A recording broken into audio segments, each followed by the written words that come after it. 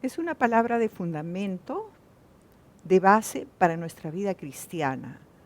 Eh, Nosotros hemos sido diseñados para servirlo. Ese es el título, diseñados para servir a Dios. Desde que nos creó, nos formó en el vientre de nuestra madre, nos creó con un propósito muy particular, muy peculiar. Y esto continuará.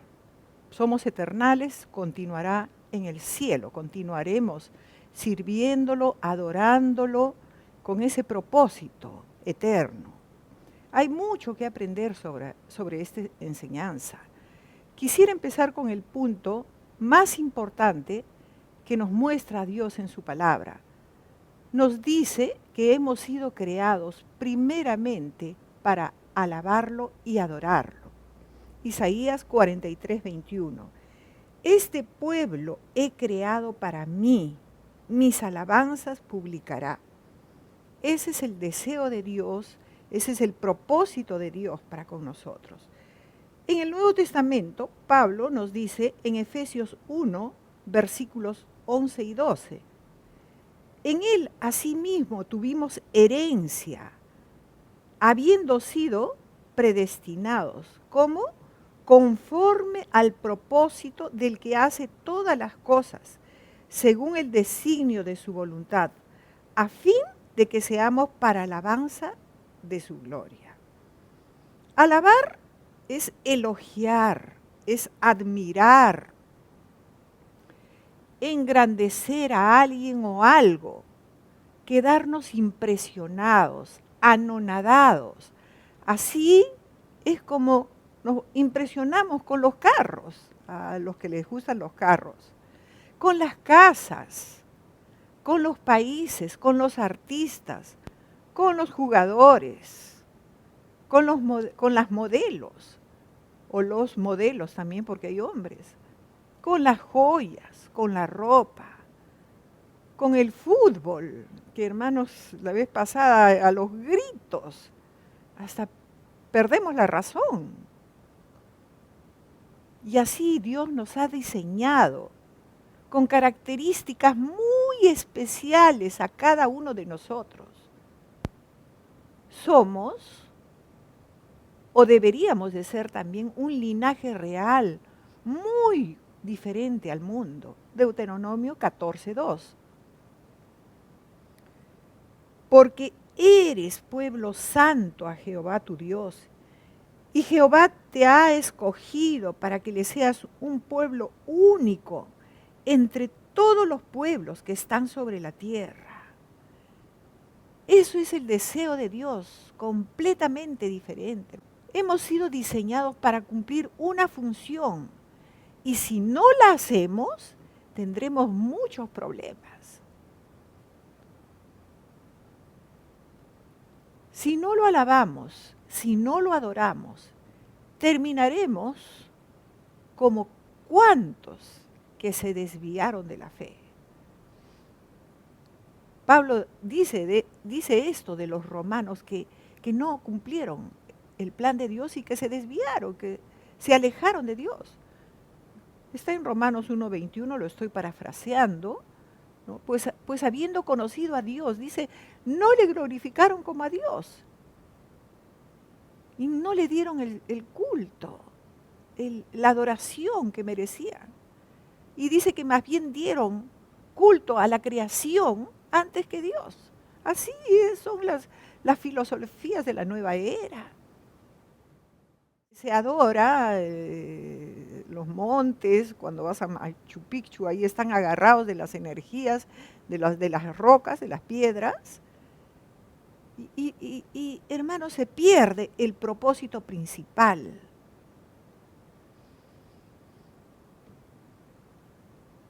El hombre es adorador, toda la vida les he dicho y les vuelvo a repetir, el hombre es adorador. Si no adoras a Dios, vas a tener que llenar ese vacío en tu corazón y vas a tener que adorar a algo o a alguien. Escogí algunas ilustraciones y quisiera empezar con los animalitos, con la creación. muchos de los hermanos que me conocen que amo a los pajaritos, especialmente el cardenal y el petirrojo. ¿Por qué? Porque son los primeros en cantar. Desde que apenas empieza a aclarar la mañana, ellos ya están alabando al Señor. Y cuando ya todos se van a sus árboles, ellos continúan hasta que se oscurece y ya no hay una sola ave que alabe al Señor. Ahí están ellos dando los últimos cánticos al Señor. Y hace unos buenos años atrás, lograron cazar un petirrojo. ¡Ay, me volví loca! Dios mío, qué lindo. Ahora me va a cantar. Lo puse en mi balcón. Le compré, hermanos, no les exagero, creo que hasta una jaula de oro así dorada, bonita. Y en ese entonces estaba viniendo mi hija Marisol de Estados Unidos y me trajo una comida especial, estudió, y un comedero especial que sabían cómo comían estos petirrojos.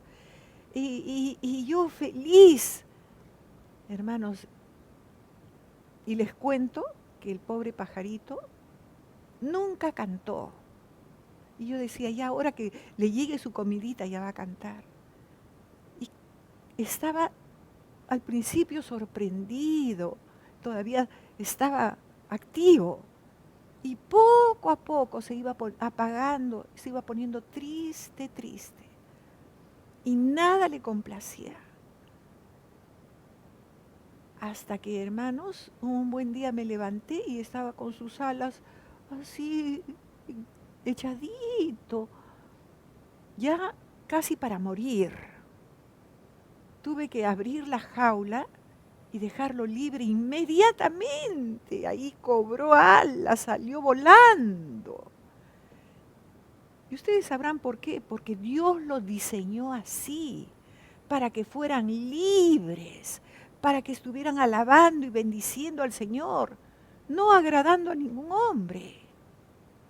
Hermanos, siempre les digo, todas las ilustraciones es para aplicarlos a nuestras vidas. Y ese animalito, como todas las aves migratorias, aunque hemos estudiado mucho sobre el petirrojo, no es una ave que migra a distancias lejanas, más bien es una ave territorial, le gusta y cerca su territorio. Pero las aves migratorias sí tienen un sensor magnético de última generación, acá en esa parte del cerebro, en medio de los dos ojos, dicen los científicos, donde ellos viajan, pero millas de distancia. Y así, hermanos, ese animalito no fue creado por Dios, no fue diseñado por Dios para que estuviera en una jaula y agradara a ningún hombre. Y continuamos con la segunda variedad de animalitos. Hay una evidencia científica comprobada al 100% del por qué no se debería sacar de su hábitat animales. Por ejemplo, algunos mamíferos marinos que los llevan en cautiverio en ambientes artificiales muy bien acondicionados, muy parecidos al original. Pero no es el lugar donde Dios los ha plantado, donde Dios los ha puesto.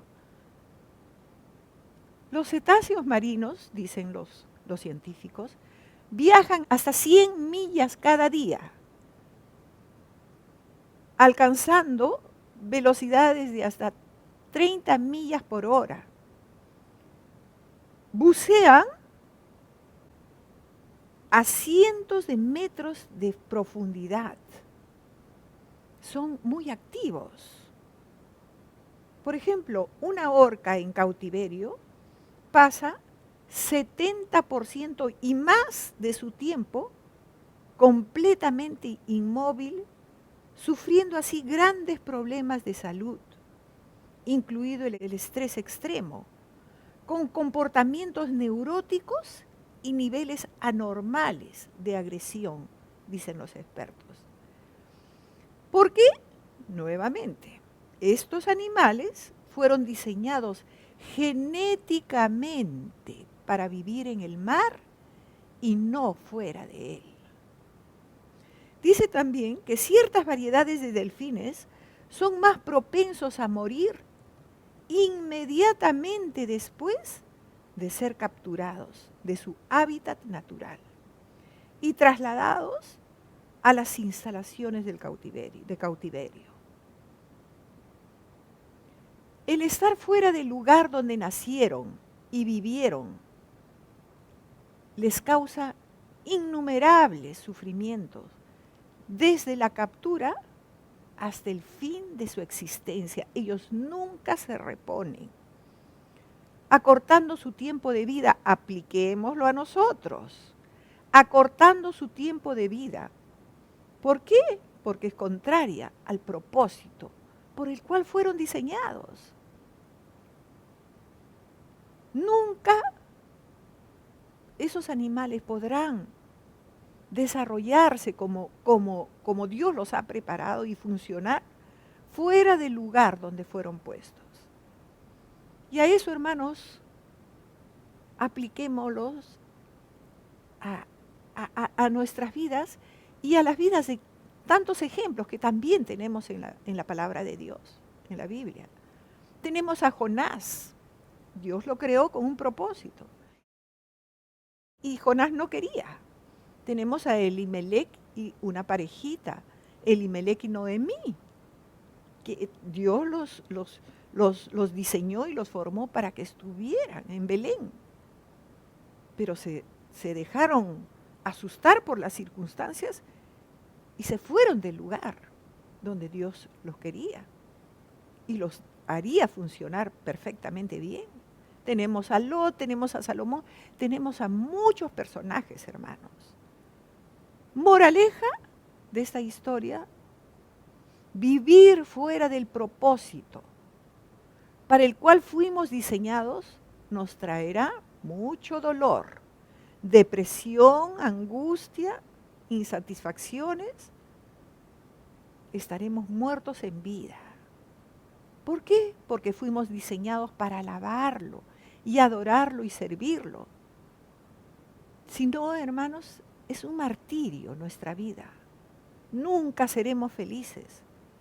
Por eso el salmista hace esta declaración que es tan preciosa, hermanos. Salmos 146, versículo 2. Alabaré a Jehová en mi vida. Cantaré salmos a Dios mientras viva. ¿Qué está diciendo aquí el salmista en este versículo? Dice que no importa lo que pase, no importan los problemas. Le está diciendo: Señor, si no te alabo, si no te adoro, si no te sirvo, me moriría. O también estará diciendo: el día que yo no lo haga, es porque habré muerto. ¿Y qué nos dice Pablo en el Nuevo Testamento? 2 Timoteo capítulo 1, versículo 9. ¿Quién nos salvó? Le dice Pablo, le da estas instrucciones al joven pastor, al joven creyente Timoteo. ¿Quién nos salvó y llamó con llamamiento santo? No conforme a nuestras obras. No conforme a nuestras obras, se los voy a repetir, sino según el propósito suyo y la gracia que nos fue dada en Cristo Jesús. Nos está diciendo: no conforme a lo que nos parece o a lo que nosotros creemos o a nuestras inclinaciones, sino conforme al propósito de Dios para nuestras vidas. Y ahora sí vamos, escogí muchos ejemplos para ilustrar de la palabra de Dios, de la Biblia, pero me quedé solamente prácticamente con dos y para cerrar con un personaje. Y el primero es David. Él aceptó el perfecto propósito de Dios para con su vida. Desde que estaba pastando las ovejitas de su papá ahí en las alturas, donde nadie lo veía ahí tocando su arpa, ahí estaba Dios, complacido desde los cielos seguramente, mirando a David, cómo él cumplía el propósito por el cual Dios lo había traído a este mundo. Y ahí, desde ahí ya lo ungió, lo separó para su servicio, para él.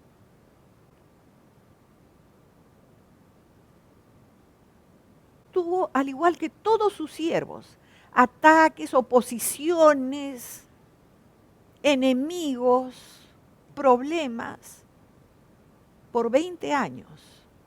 Saúl quería matarlo, lo odiaba. Pero hermanos, nadie pudo impedir el plan de Dios para con su vida. Nadie puede impedir el propósito y el plan de Dios para con nosotros, solo nosotros mismos. David fue el rey más grande sobre Israel y nadie lo pudo sacar. Aunque ardió el mismo infierno, como él mismo decía, aunque un ejército acampe contra mí, no va a temer mi corazón. Aún sus hijos querían derrocarlo, pero él murió en su trono, porque Dios estaba con él, al igual que José. Nadie pudo hacer nada contra él. Pero lo más lindo, hermanos, es que él sabía, él estaba seguro de que Dios iba a cumplir su propósito, iba a completar la obra en él antes que muriera. Y este Salmo 138 me ha servido mucho durante toda mi vida de cristiana al pasar tantos problemas. En el versículo 7 y 8, aquí nos dice, David le dice al Señor, si anduviere en medio de la angustia, tú me vivificarás. Contra la ira de mis enemigos extenderás tu mano y me salvará tu diestra al 100% seguro de que Dios estaba con él. Aunque ardiera, como les digo, el mismo infierno y se levantaran todos contra él, él estaba seguro, no hay acá ninguna duda. Tú me vivificarás. Contra la ira de mis enemigos, tú extenderás tu mano y me va a salvar tu diestra, decía David con seguridad. Versículo 8. Qué precioso, hermanos. Jehová cumplirá su propósito en mí. Tu misericordia, oh Jehová, es para siempre. ¡Qué seguridad! No desampares la obra de tus manos. Él sabía al 100% que Dios tenía un plan para él. Sus promesas le fueron tan firmes y ciertas como lo son hoy o lo deberían de ser hoy para nosotros. Pasamos al siguiente ejemplo, que es Moisés. Dios lo había escogido desde antes que naciera para ser el libertador de sus hermanos, los hebreos. Al igual que todos sus siervos, José, pónganle a Abraham, al igual que todos sus siervos, el enemigo sabía perfectamente que con Moisés se iniciaba la obra redentora de la humanidad, porque aquellos que han estudiado Éxodo saben que Moisés es tipo de Cristo. El enemigo trató de matarlo desde bebé para impedir por todos los medios que su plan y propósito se cumpla. El enemigo conoce bien la palabra. Lo tentó al Señor con la palabra. Y el enemigo es tipo de Faraón. Ordenó a las parteras diciéndoles que deberían matar a todo varón que naciera. Pero ellas, temiendo a Dios, no le obedecieron. Al enterarse Faraón, mandó a todo su pueblo que echaran al río a todo niño que viera. Y entonces su madre lo guardó por 3 meses, hasta que ya no había forma de cómo preservar su vida. Preparó un canasto, un cesto, cuidando todos los detalles para que su hijito sobreviviera. Vio dónde y a qué hora se bañaba la hija de Faraón. Y con esa sabiduría que Dios les da a toda madre que sabe cuidar a sus hijos, habló con sus hijos. Ella tuvo 3 hijos, todos saben. María, Aarón y Moisés. Y habló con María y le dijo, hizo toda su estrategia. Lo vamos a poner justo a la hora, a ver si Dios mueve el corazón de la hija de Faraón y tiene misericordia y le salva la vida. Y lo pusieron en un canasto en el río Nilo, donde a cierta hora, no sé si todos los días le tocaba bañarse a la hija del Faraón, ¿no? Pero donde se bañaba. ¿Y qué hizo Dios? Hermanos, utiliza al enemigo, a quien quería matarlo, para que lo criara, lo instruyera en lo mejor del imperio de esa época, en Egipto. ¿Y qué se convierte Moisés en el hombre más culto tal vez que ustedes puedan encontrar en la palabra de Dios? Más educado, más instruido. A tal grado lo prepararon para ser el futuro faraón, rey de Egipto. En ese entonces Egipto tenía la mejor universidad entre las culturas antiguas. Fue enseñado en toda la sabiduría egipcia. Según el historiador Flavio Josefo, él llegó a ser oficialmente nieto de Faraón y fue tratado con los mejores privilegios de educación, incluyendo el entrenamiento militar, participando en batallas y obteniendo victorias. Fue criado con toda la ciencia y todo el aprendizaje, con lo mejor del imperio egipcio, hermanos. Hechos 7:22.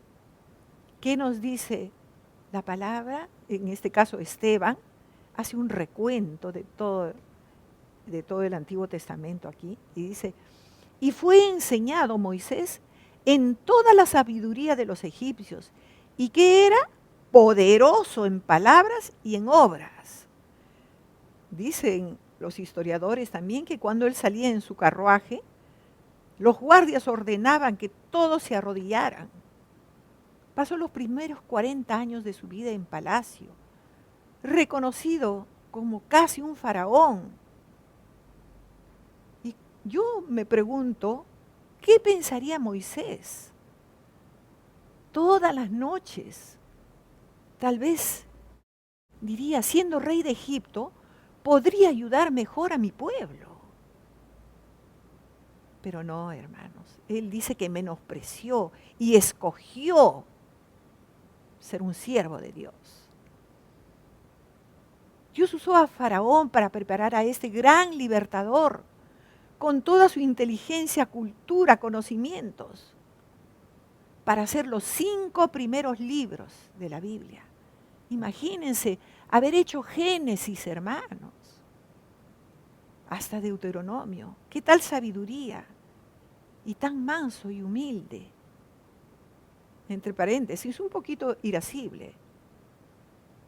Pero para Dios dice que fue el más manso de todos los hombres. Y no fue fácil, porque vemos más adelante cómo Faraón trató de impedir todo, queriendo hundir a todo el pueblo, a los israelitas en el Mar Rojo. Pero cuando estamos en su perfecto plan y propósito, ¿qué dice la palabra? Él peleará por nosotros y nosotros estaremos tranquilos. Porque lo que es imposible para nosotros es posible para Él. Dios nunca deja las cosas a medias. Nada ni nadie podrá interferir en sus planes. Albert Einstein dijo esto: Dios no juega los dados, tiene un plan preparado para cada uno de nosotros. Lo más sabio que podemos hacer es alinearnos con sus planes y trabajar en la dirección trazada. Eludir es una batalla perdida. ¿Por qué? Porque Dios no cambia de opinión. En todos los que su espíritu ha empezado a dar forma, Dios nunca se rinde, ni se rendirá. Y eso nos asegura Pablo en Filipenses capítulo 1, versículo 6. El que comenzó en vosotros la buena obra, la perfeccionará hasta el día de Jesucristo. Pero esto, hermanos, solamente nos acontecerá si seguimos de su mano y no nos apartamos de Él.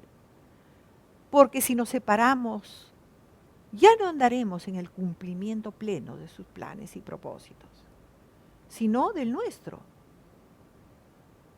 Como cuántos hermanos, como Sansón, como Saúl, como Judas, que dejaron atrás su voluntad y siguieron el suyo con un final muy triste. La palabra dice que nadie nos va a arrebatar de su mano. Sin embargo, Él nunca nos va a retener a la fuerza si nosotros queremos irnos. Dios siempre ha cumplido su pacto. Así ocurrió con Abraham, con José, con Moisés, con Esther, con Ana. Job capítulo 1, versículo 22. En todo esto, dice, no pecó Job. En todo lo que le aconteció, ni atribuyó a Dios despropósito alguno. Todo lo que te ocurra, hermano, a ti, a mí, vivir en estos tiempos tan difíciles, tiene un propósito. Hebreos 10, 23. Así que mantengamos firmes, sin fluctuar, la profesión de nuestra esperanza, porque fiel es el que lo prometió. Hermanos, un último personaje ya para terminar. El rey Ezequías. Vayamos a Segunda de Reyes, capítulo 18, versículo 3, y después del 5 al 7. Ezequías hizo lo que era agradable a los ojos del Señor. Un paréntesis, hermanos. Yo creo que después de David, dentro de los reyes, él fue uno de los mejores reyes. Dice que Ezequías hizo lo que era agradable a los ojos del Señor, igual que su antepasado David. Ezequías confiaba en el Señor, Dios de Israel. No hubo nadie como él entre todos los reyes de Judá, ni antes ni después de él. Permaneció fiel al Señor en todo y obedeció cuidadosamente todos los mandatos que el Señor le había dado a Moisés. Por eso el Señor estaba con él y Ezequías tuvo éxito en todo. Por si acaso estoy leyendo la Biblia de traducción viviente, NTV. Entonces dice que tuvo éxito en todo lo que él hizo.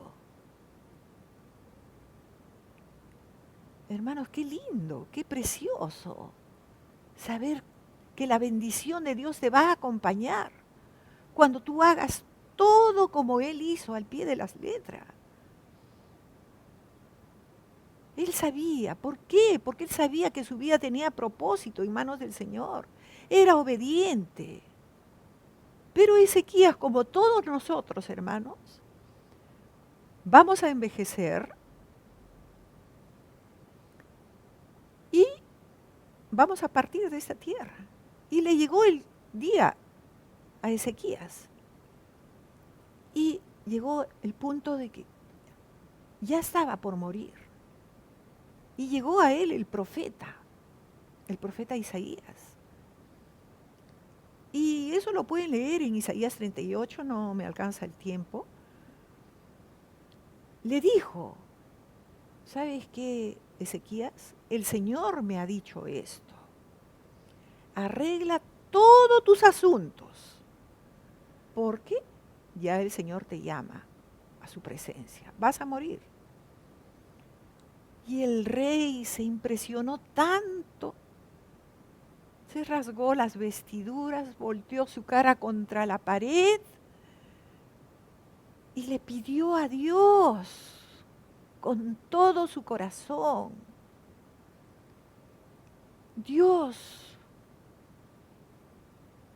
te ruego que te acuerdes de cómo he vivido.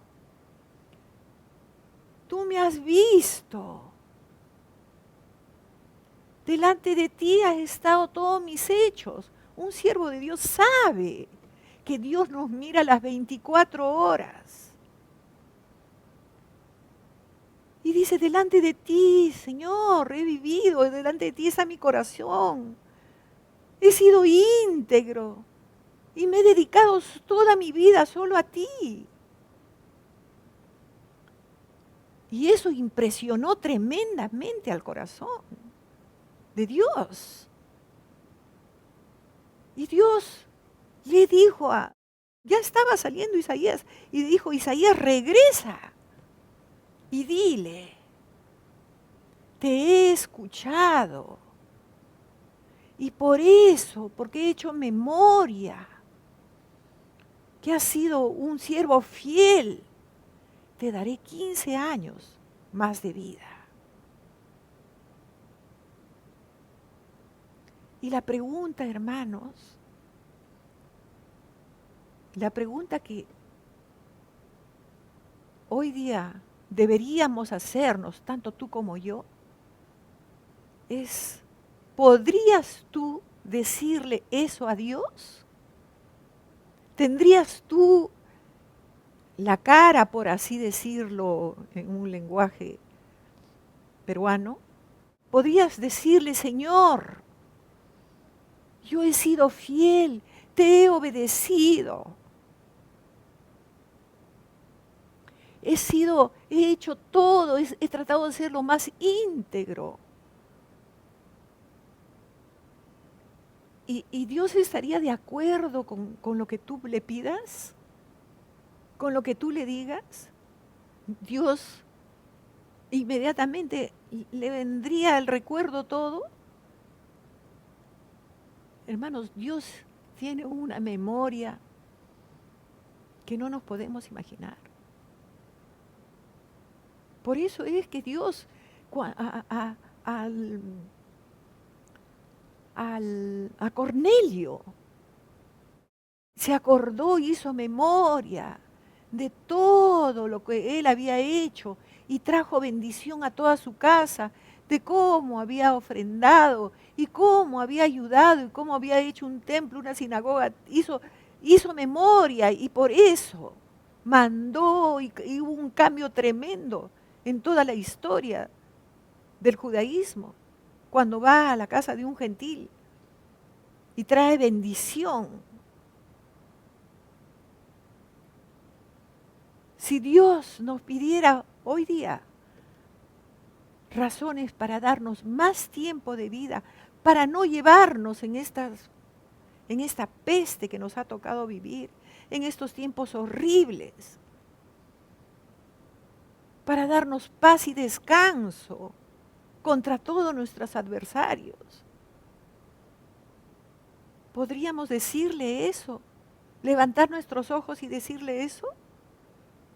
Señor, revisa los últimos años de mi vida. Cómo te he adorado, cómo te he servido, con todas mis fuerzas. Y aún más allá de mis propias fuerzas. ¿Cómo te miraría Dios? ¿Cómo nos miraría Dios? ¿Crees que Dios estaría totalmente de acuerdo como estuvo con Ezequías? Porque si lo hizo con José, si lo hizo con David, si lo hizo con Abraham, si lo hizo con Moisés, si lo hizo con Pablo, también lo puede hacer con nosotros en estos tiempos y en esta hora. Efesios capítulo 5, versículos del 15 al 17, en la misma versión, la traducción viviente. Tengan cuidado, dice Pablo, nos da esta advertencia, hermanos. Tengan cuidado cómo viven.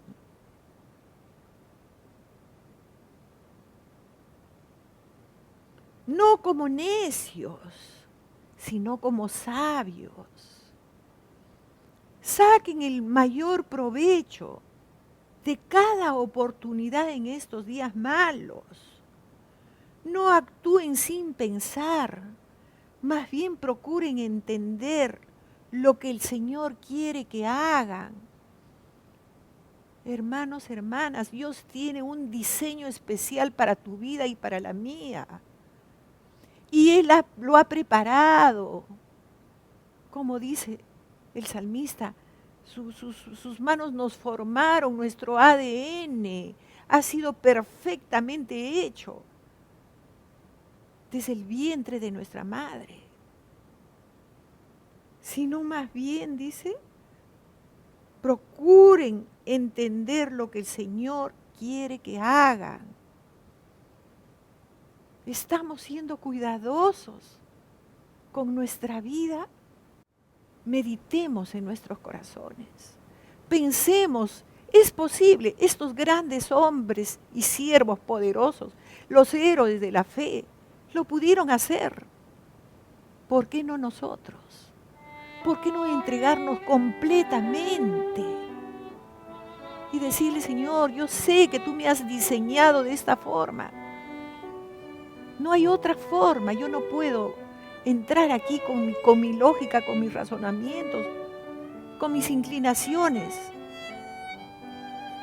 Yo tengo que dejar mi vida en tus manos y tengo que alabarte, tengo que estar anonadado, tengo que ver tus maravillas. Abre mis ojos y mirarán las maravillas de tu palabra, de tu ley.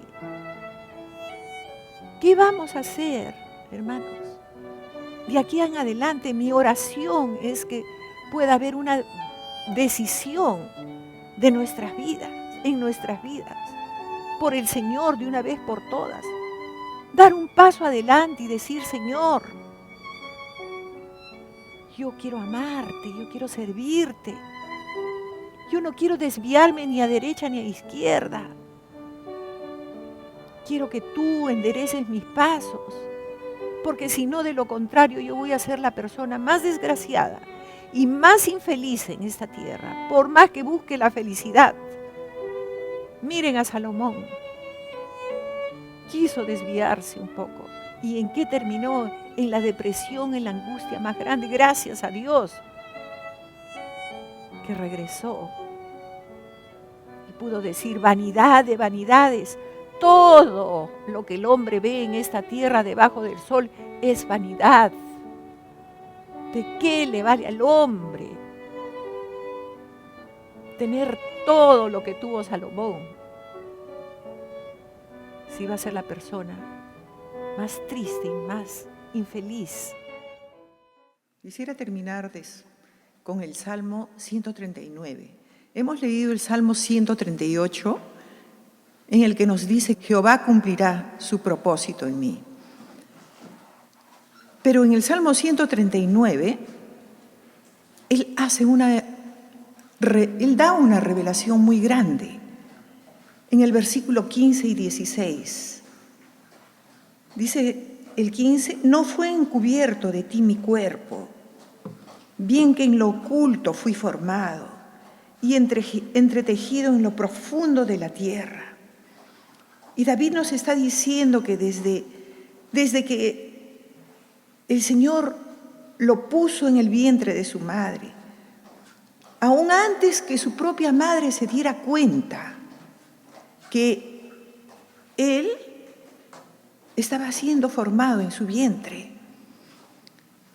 Desde ahí estaba el Señor, como dice acá, entretejiendo, en lo oculto fui formado y entretejido en lo profundo de la tierra, en lo profundo de ese ser. Desde ya el Señor estaba formando ese ADN, estaba tejiéndolo. El tejido del ADN científicamente probado es algo perfecto, es un tejido en espiral, un tejido perfecto. Y ya el Señor le había revelado eso a David. Desde ese momento, su código genético, desde el momento que el Señor nos formaba en el vientre, ya tenía ese propósito y ese plan para tu vida y para la mía. Cada uno de nosotros somos peculiares, particulares, como Dios nos dice cuántas veces en su palabra. ¿Saben cuánto mide el ADN si lo desenrollamos de cada célula de nuestro cuerpo? Miden, según los científicos, 4.352 millones de kilómetros. ¿Qué tal perfección de Dios para con nosotros, hermanos? ¿Y qué tal sabiduría que Dios le da a sus hijos y revelación? David ya lo sabía. Él sabía que antes que su madre supiera que estaba embarazada de David, y a Dios lo estaba formando todo su código genético. Versículo 16, mi embrión vieron tus ojos. Ahí donde nadie lo veía, ahí estaba viéndolo el Señor y formándolo. Y en tu libro estaban escritas todas aquellas cosas que luego fueron formadas, sin faltar una de ellas. Gracias. Él nos ha diseñado perfectamente bien, hermanos. Él nos hizo como ese arquitecto. Ustedes saben que me gusta la construcción. Ese arquitecto que planea, que dibuja, que hace perfecto su diseño. Y para una función. Si es para una iglesia, si es para un departamento, si es para un comercio, si es para una industria. Hay muchos arquitectos acá dentro de la iglesia. Y es precioso, hermanos, ver cómo se trabaja, cómo se hace el plano. Y Dios estaba trabajando en esa perfección de Dios en cada uno de nosotros. Y somos perfectos, hermanos. Él nos ha diseñado para alabarlo, para servirlo, para bendecirlo. Y nuevamente ha sido dicho, si no cumplimos ese propósito, habrá consecuencias muy tristes.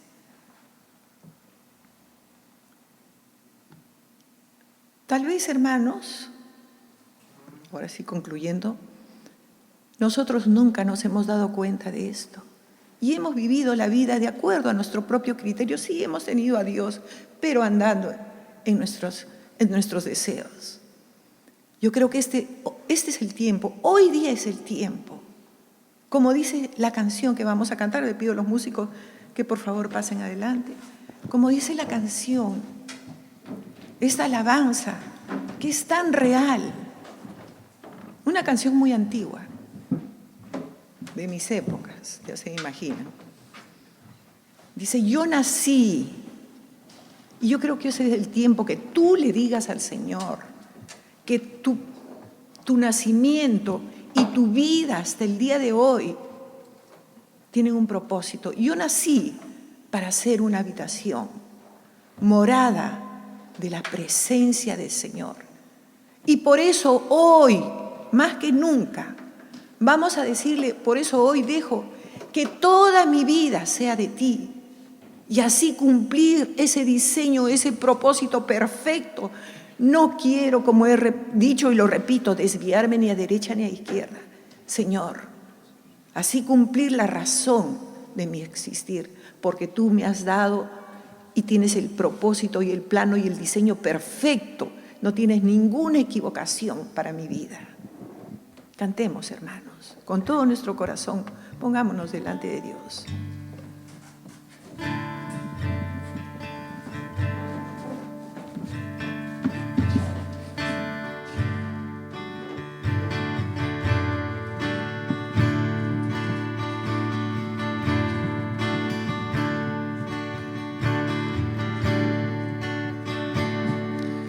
Yo nací para ser una habitación, morada de la presencia del Señor. Por eso dejo que toda mi vida sea de ti y así cumplir la razón de mi existir. Yo nací para ser una habitación, morada de la presencia del Señor.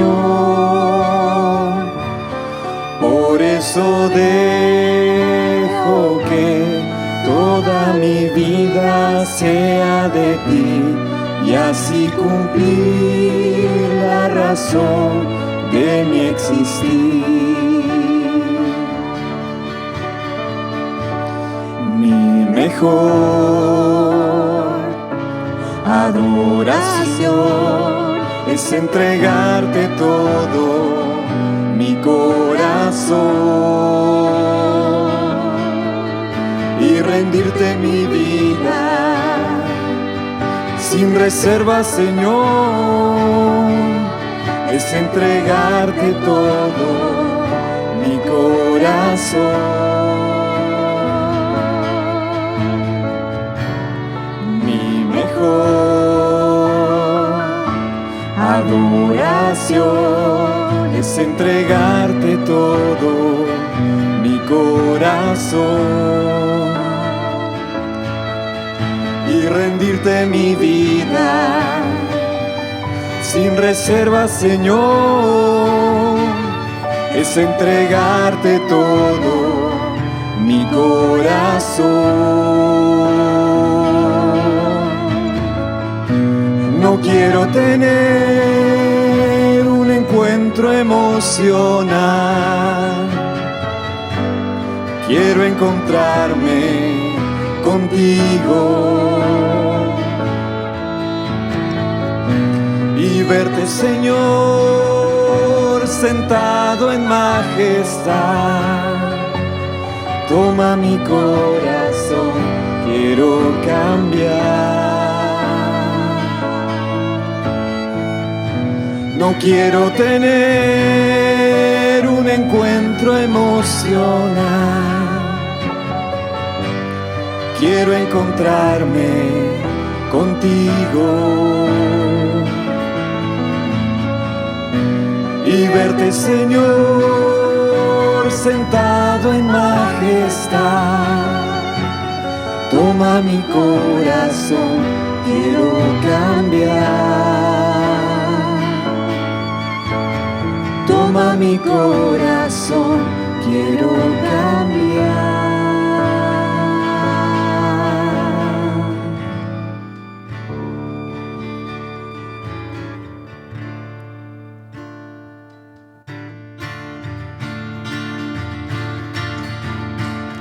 Regocíjate, Sión, grita, canta y danza al Dios de Israel. Regocíjate, Sión, grita, canta y gózate en tu Señor. Regocíjate, Sión, grita, canta y danza al Dios de Israel. Regocíjate, Sión, grita, canta y gózate en tu Señor. pues te ha escogido por morada santa. Gózate por siempre, Israel. Como templo de David te ha escogido y te puso en medio de su monte santo, pues te ha escogido por morada santa. Gózate por siempre, Israel. Como templo de David te ha escogido y te puso en medio de su monte santo. Regocíjate, Sión, y canta, Jerusalén, pues Él ha regresado su presencia a Israel. Regocíjate, Sión, y canta, Jerusalén, pues Él ha regresado su presencia a Israel.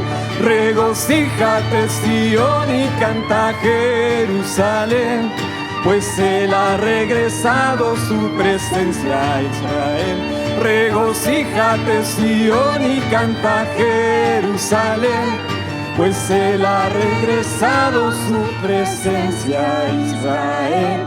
Regocíjate, Sión, y canta, Jerusalén, pues Él ha regresado a Israel.